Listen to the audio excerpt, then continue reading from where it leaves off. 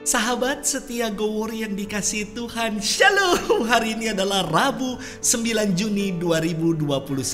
Kita akan merenungkan firman Tuhan yang diambil dari Injil Matius 5 ayat 17 sampai dengan 19. Mari kita siapkan hati kita.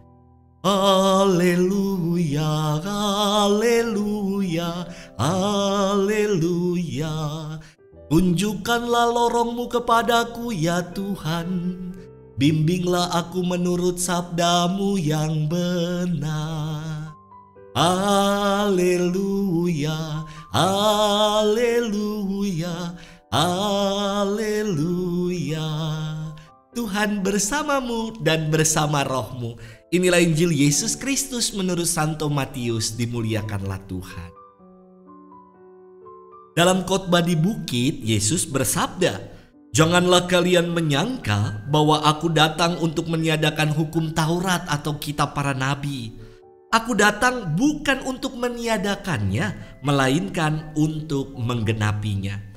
Karena aku berkata kepadamu, sungguh, selama belum lenyap langit dan bumi ini, satu iota atau satu titik pun tidak akan ditiadakan dari hukum Taurat sebelum semuanya terjadi. Karena itu, siapa yang meniadakan salah satu perintah Taurat sekalipun yang paling kecil dan mengajarkannya demikian kepada orang lain, ia akan menduduki tempat yang paling rendah di dalam kerajaan surga. Tetapi, siapa yang melakukan dan mengajarkan segala perintah Taurat, ia akan menduduki tempat yang tinggi di dalam kerajaan surga." Demikianlah Injil Tuhan. Terpujilah Kristus. Sahabat setia Gowor yang dikasihi Tuhan, Shalom. Menurut ilmu matematika, yang namanya bilangan ganjil itu adalah bilangan yang tidak bisa dibagi dua. Dan menurut KBBI, Kamus Besar Bahasa Indonesia, ganjil berarti gasal atau tidak genap. Berbeda dengan genap.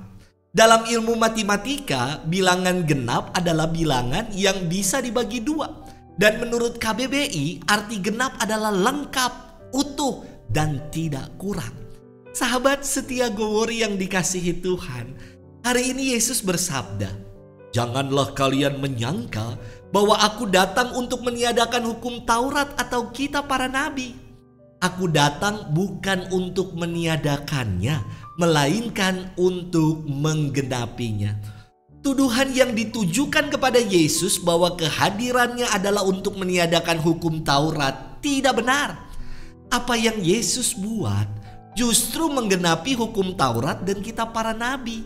Ia menyembuhkan orang di hari Sabat. Ia mengampuni dosa. Ia memberi makan banyak orang. Ia yang mewartakan kerajaan Allah.